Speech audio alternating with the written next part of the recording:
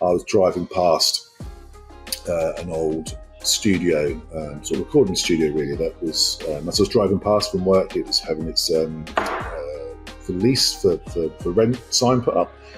And I'd always liked the building. It's quite a sort of quirky building, so I sort of stopped, went in there, had a look, and literally within sort of 10 minutes I kind of signed the deal then, and just went home to the wife and said I've just took a 5-year lease out on a building without a business. So now if I go into a client, I never sell them a website or logo, anything like that. I just don't touch. I don't even talk about it.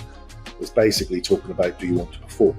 And we use AI quite a lot, but we use it within limitations. In terms of the performance areas, we still get better results from personalising, doing it ourselves. The data still proves that.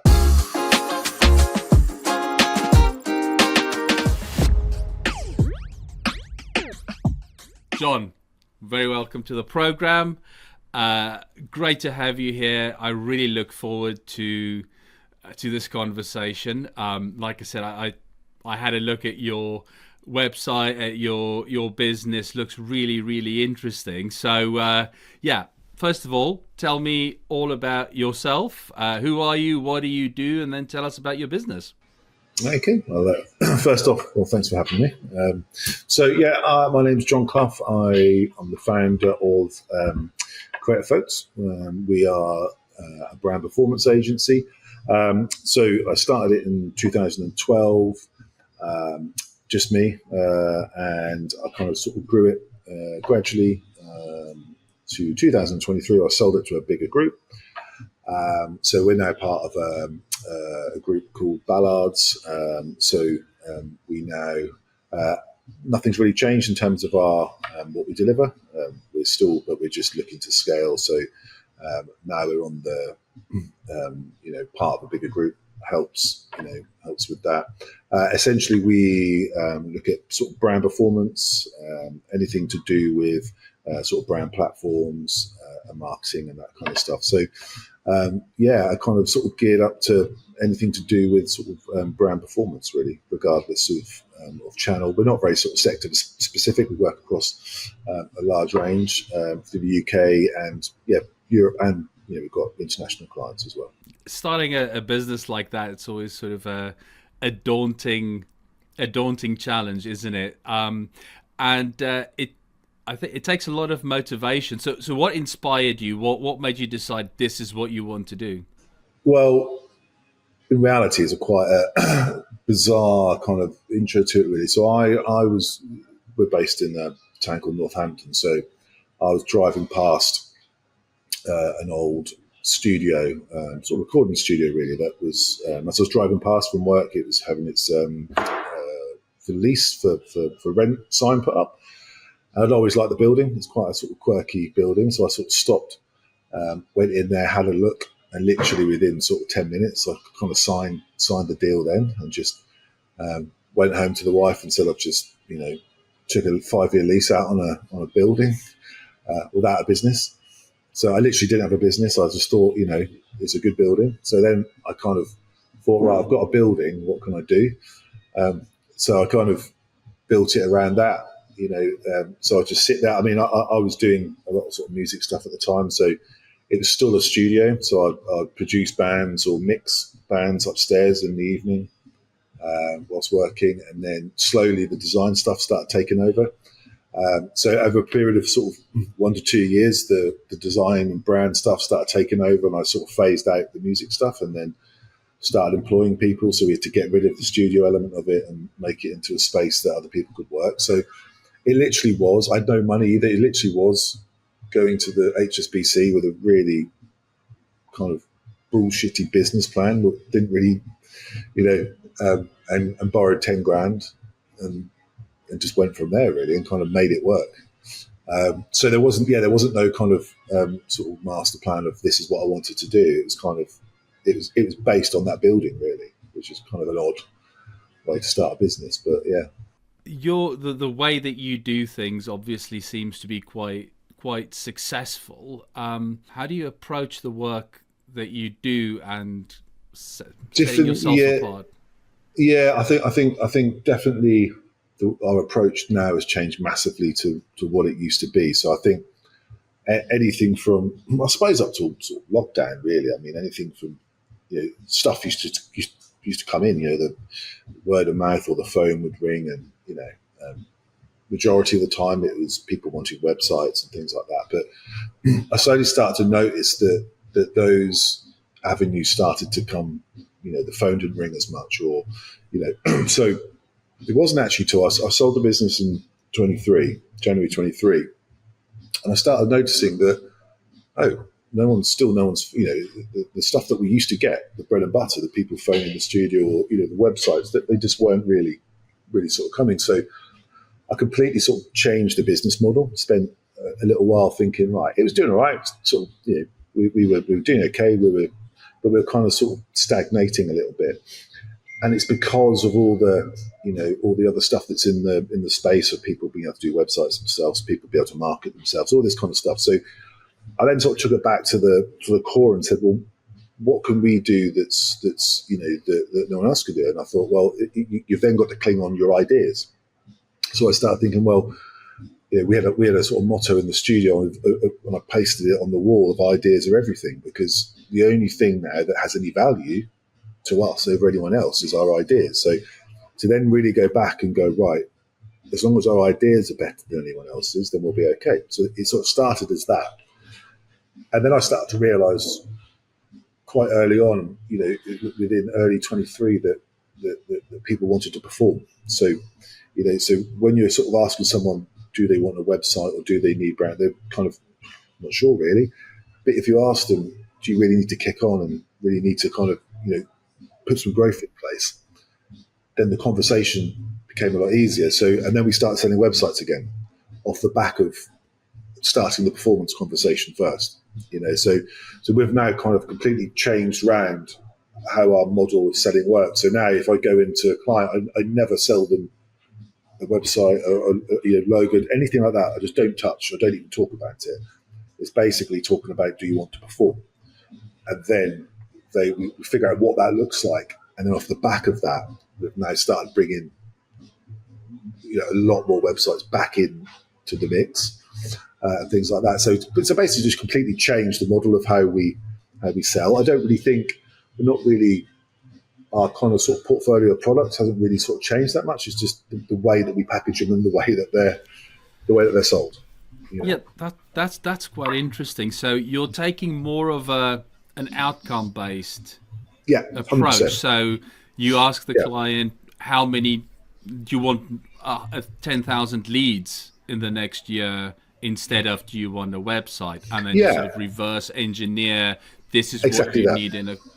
I think that's such a brilliant way to approach it, really. Yeah, and it really kind of really works. And we've had things recently where when we're looking at performance with a potential new client, I've looked at things like, we've had a couple recently with some really big successes early at the start of this year, in the first couple of weeks, of clients who really thought they were B2C and going, that's fine. But also we've found some little avenues here that we could infiltrate the B2B world with what you're doing. Something that they'd never even crossed their mind. And then suddenly you're like, oh, it's worked.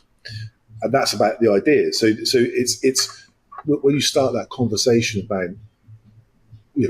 what would good performance look like for you? Some people it's leads, some people it's putting a design system in place, efficiency. It's all different things, but when you come back to it, it's all down to performance, and so that conversation's a lot easier to have because you're going to give them a better outcome. A lot of guys, the guys that the CEOs of this world and everything, they don't really care what the website looks like half the time. So trying to sell something to, it's how much does it cost and what's it going to generate for us? What's it going to do? We've really worked on that we've got a performance program now that is pretty much our kind of flagship that runs everything that we do. And it's all been born out of necessity, but now it's actually makes sense, and it kind of fits well within our model. Necessity is often the mother of invention, isn't it? Yeah. So, yeah. And I suppose it probably has quite a big impact on client satisfaction? Because I mean, I don't know, in your sort of area of the creative industry, where if you find the same thing, but for us in the video world, we often have people that come to us and go, we want to make a brand film. Get that a lot. Want to make a brand film. Need to make a brand film. And when you interrogate it, really they want sales. They want leads. Yeah. And if you make them a brand film, they're going to spend 50,000, 100,000, 200,000. It's going to sit on their website and it's not going to do what they wanted to do. Yeah. So it's, I suppose that like your approach is a really good one, because you immediately start off with, right, this is figuring out what it is that they need and putting the systems in place to do that. So you're a full service agency, is that right? Yeah. And how do you bring all those elements together in order to reach those goals that the client says that they want to achieve? When I look back on when we work, especially with some of the bigger clients, when you look at the structures of how they structure their projects, and you've got a UI agency designing a platform, you've got a development house building, you've got an SEO agency then kicking in. That for me just causes absolute carnage. I think it's a reluctance for them to have internal people on payroll putting that together, but then the disjointedness you have from doing all that. So obviously, as a small agency, if you were to scale something, we would struggle with our model at the moment in terms of. But we've got everyone in house who, so if it's from a designer, we can go to developer, all in the same studio space. Go to our SEO manager to sort something. We've got all these people in place. So in reality, all it takes for me to do, I had one this morning, I literally get all the stakeholders from the client on a call just to really brain dump. And then I can go away and go, right, well, we know we've got this target, we've got this amount of resource, and then we look at all of our skill sets within the studio and go, what's the best way of using that resource to get to that point? And there's so many, we've got so much knowledge now of what performs and what doesn't, that we can just pick and choose what we feel needs to come first, often to excite the client, because often no matter what you do, if you start getting traction early doors on anything, you get better buy-in later on.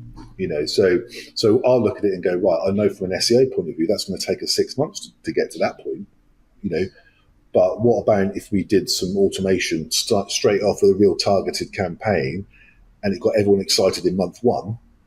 Then by the time you start again to month 6, you've already, you've won the battle in terms of that relationship and getting them to essentially involve you more in other aspects of the business. So it purely is like a sort of, I guess like a sort of chef really just picking, right, we've got to make this plate of food.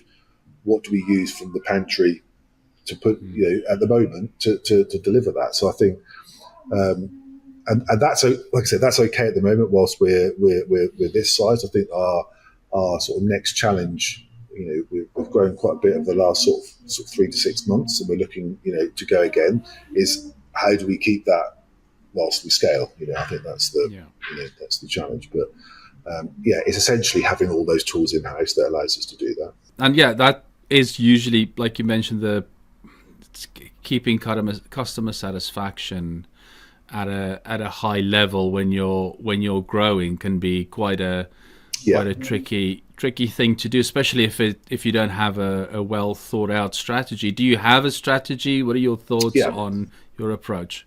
Yeah, so we've got now, for example, for our brand performance program, it's very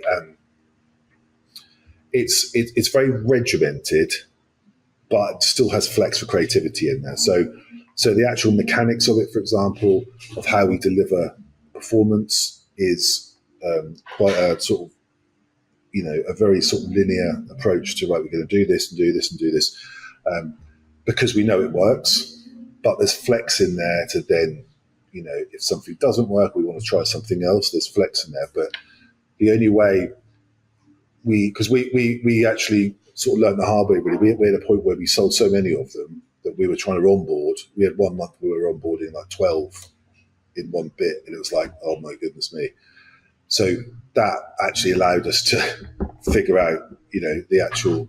So it's now quite a sort of smooth process. We've then tried to do that with website, everything like that we found. The website would come in and we would historically design from scratch, and we're like, but now like, why are we doing that? Because that's not efficient. It's also, for a lot of design agencies, it's this kind of old school ego. Yeah, we've got to design this thing and it's got to do. In reality, you know what a good footer is. You know what a good, if you know what converts well, you should be making those as modules, and you should have this design system that allows you to be more efficient, but also allows you to get your product to market quicker. Because the clients, if you take 6 months to turn the ship around, or you could take 3 months to turn the ship around, it makes way more sense to turn it around for 3 months. From us from a production point of view, but also from a sort of a business performance point of view. So yeah, we've got enough processes in place now that don't hinder creativity, but are also very quite sort of regimented. That's very interesting. Those systems and processes are just so important to like you say, aid creativity rather than hinder it. Yeah, because that's the one thing that a lot of it's the constant battle within studios to go, how do you stay efficient but also keep the creativity levels, have enough in there to allow that. And I think that's always the battle. What do you see on the horizon for your business? What are you, what's your vision, short term, medium term, long term? From a sort of, I don't know, an overview point would probably, obviously we're always looking to scale, not because I want to be a massive agency. It's just the when you're scaling, it means you're doing things right, and it means you're kind of, you're kind of winning in a kind of tough environment. I think this next 12 months, I think the economy is going to be quite tough in our space, because I think that, and that's why I think we're positioned quite well now in terms of, it's quite a tough space for marketing, brand, and I guess the kind of design bit, and maybe even the sort of the video elements, the production. But I feel that if you can give people are still going to have to aspire to do better and to keep going. So if you can bring performance into the mix, then it's an easier conversation. It's less, and we can now start backing it up with really good data. So the decision-making process of someone investing is less risky, and my opinion is when stuff is uncertain, I think there's opportunity, massive opportunity. So, I think people who are, business who are a bit braver will kind of prosper, I think. But I think, that's all I'm thinking. The next 12 months, we've got our goals there that we want to achieve in terms of scale, in terms of what we want to achieve. But I haven't really thought too much ahead of that. Yeah, the industry is changing. It's changing rapidly. It's changing every day. What are your thoughts on those changes, and what opportunities do you think those changes are going to bring? The biggest change that I've seen is in terms of the sort of platform space. Like, we used to be able to have this process of someone will design something, it'll prototype it, we will do this, and then we'll go, it'll go to production, and then whereas with now, sort of saying to the design guys, we've got to upskill in terms of, so some of the designers now are actually designing and building straight into Webflow. So there's new platforms there for us that are just basically, you can't just be a graphic designer anymore. You can't just sit there and go, right, I'm just going to design things. You've got to kind of evolve within and start, doing more, because all these tools are there. And just seeing what a lot of the kind of AI stuff does. I mean, we use AI quite a lot, but we use it within limitations. In terms of the performance areas, we still get better results from personalized doing it ourselves. The data still proves that. Because what the sort of AI stuff doing is improving efficiency.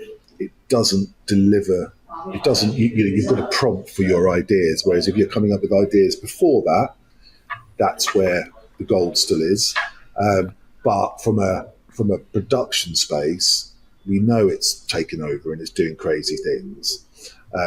But you still have to have the ideas at the beginning of that, and that's the thing. You'll see. I can see AI websites, and I've been on the tools, and they're great, and they'll just go, right, copy that and build it, and it'll code the whole thing in about a minute. And you're like, ugh. But then you're like, but it just looks the same as everything else. It's not, and that won't put strategy in place for you. That won't do the talking to the client. That won't do, so I guess the more the technology advances in our industry, the more the people connections become even more important, So we're looking at sort of investing a bit more into our customer service area and things like that, rather than the production at the moment, because we've got that in hand. Because I think it's gonna be that relationship building that needs to be front and center. If everyone's just knocking stuff out and saving time by using all this tech, then surely the relationships need to be harnessed more and focused on more to keep your business growing. Don't know, might be wrong. Yeah, well, we'll have to see where it goes. It's the same in the video world as well. There's lots of stuff out there, but it's still what is your sort of take on that? Because has it, obviously, in terms of the the AI piece for design and copy, I mean, that's we know that's taking over, but with video it's a lot harder. I know there's tools out there that are starting to, but how long do you think that's going to be before that starts kind of its effect? So where we are at the moment in terms of AI is that we use it quite a lot for idea generation. So you'll start with an idea, obviously, but then sort of visual variations and things. So you'll feed it in and go, right, give me 10 different options, and you prompt and reprompt and reprompt until you get something that looks, like you could work with it. But then we go and build it, from scratch. We use it for initial content writing. So because we do a lot of internal communications, that is, processing quite a lot of data. So it helps us to refine, key messaging down, which you can then, get a human to then do properly. But it's sort of, it really helps with productivity on that side. I think in terms of, generated video, obviously we're in the UK, we're still locked out of most of the generative video side of things. I mean, there's ways around it, but it's not a big thing in the market here in the UK at the moment, just because we're locked out because of the UK and EU legislation. But that'll change pretty soon. But from our experience, it's still very sort of hit and miss. I think towards the lower end of the market, there's going to be lots of projects that's going to become possible that weren't possible before, but with the understanding that you get what you get. So, because obviously if you're doing it manually, you can give the client exactly what they have in mind, whereas with AI, it doesn't quite work that way. You have to kind of accept, okay, I can't change this or I can't change that. I have to accept a few things. So there is that. I mean, it does speed up our workflow, quite a lot in certain things. For example, subtitling. Subtitling used to be something, that took forever because you had to transcribe everything. Whereas at the moment, you stick it into an app, it transcribes it. It's usually accurate within 95%.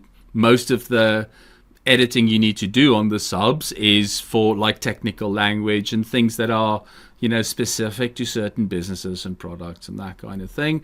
But then also multi-language, so you can translate it to Mandarin, and now you've unlocked a whole different market for the content to go into, which before would have been really expensive, prohibitively so to do. You can now actually do that. So things like that on the video side, that's really useful. And then some of the AI built into like Creative Cloud with like After Effects extending shots, with Photoshop extending frames, that kind of thing, which is just really useful to make things, it sort of adds to that refinement. But it's a very interesting field, and I think it's going to change things quite a lot. I heard someone, I can't remember who said it, but someone said the other day, you might not lose your job to AI, but you might lose it to someone who knows how to use AI. So that's that's true. We do make an effort here at Fox and Fifth to really get into the tools. We give everyone a certain hours a week to just spend on personal projects using AI. So sort of personal development, and it can be anything. So that's given us quite a few tools where you're like, oh, I didn't think we could use it like this. It's quite a good idea, and you incorporate it into your workflow. So it's a wide field, lots to learn. There is, that's for sure. Okay. So getting to where you have with your business, one faces lots of challenges, every now and again. So I think it's always useful for the audience to find out about the challenges that people face and how they've overcome it. So is there like a challenge that you can think of that really stands out, that you went, okay, this was a big deal and this is how you got over it?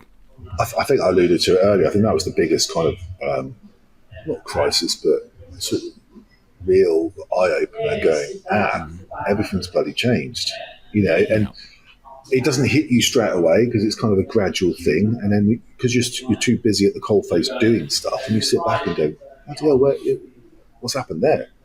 Where's that shift?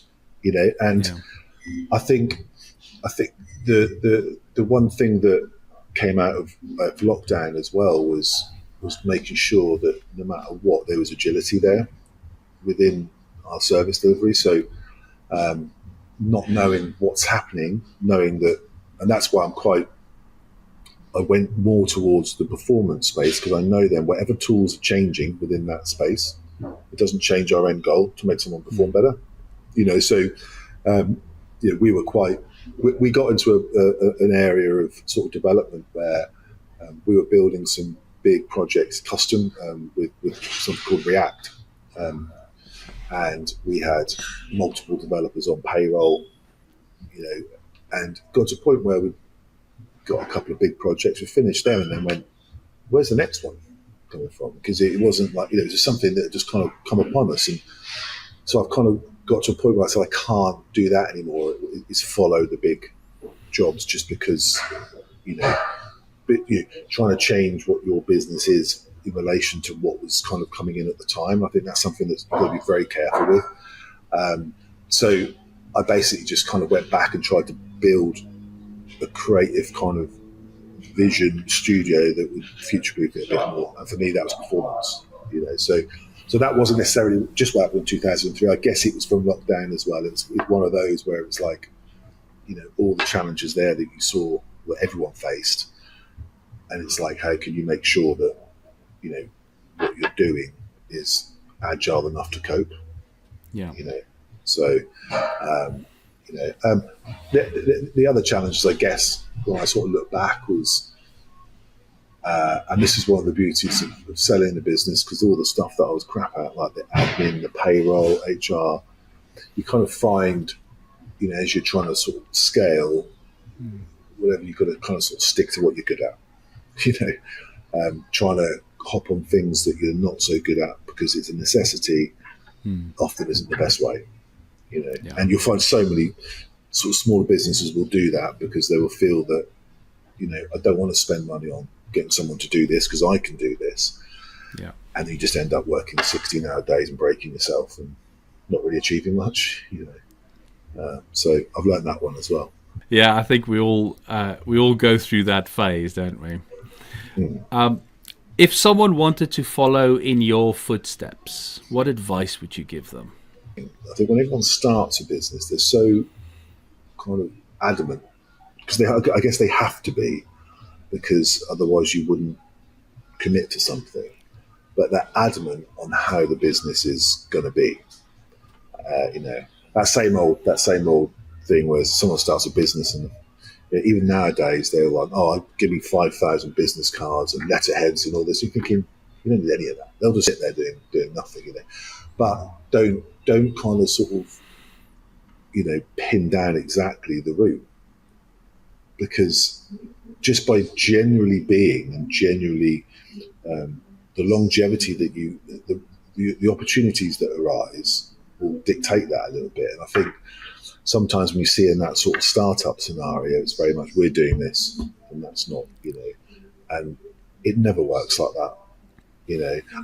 I guess it might if you've already got an audience and you've already got customers, but majority of the time it doesn't, and you've got to think a bit different, to make it work. So if someone wants to get in touch with you, what's the best way to reach you? Just either call the studio or just email me, I guess. Yeah. Jon at CreativeFolks.co.uk. Great stuff. Jon, thank you so much for your time and for giving us some of your insights. We appreciate it. Thank you. Thanks for having me.